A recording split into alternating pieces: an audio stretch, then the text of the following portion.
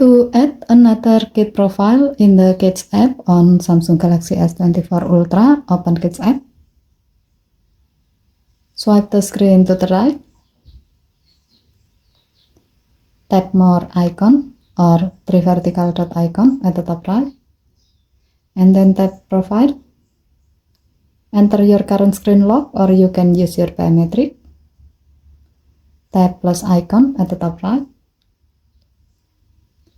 Select the desired profile photo. As the example, we will select the one from the preloaded icon. Next, type your kid's name.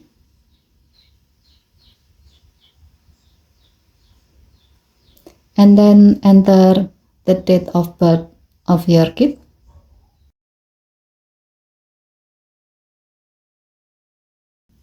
Tap done button. And then tap save to add this profile to the Kits app.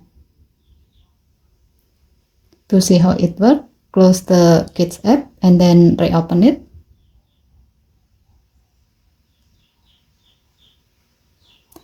As you can see, now you are asked to choose which profile to use. Tap the required profile you like to use.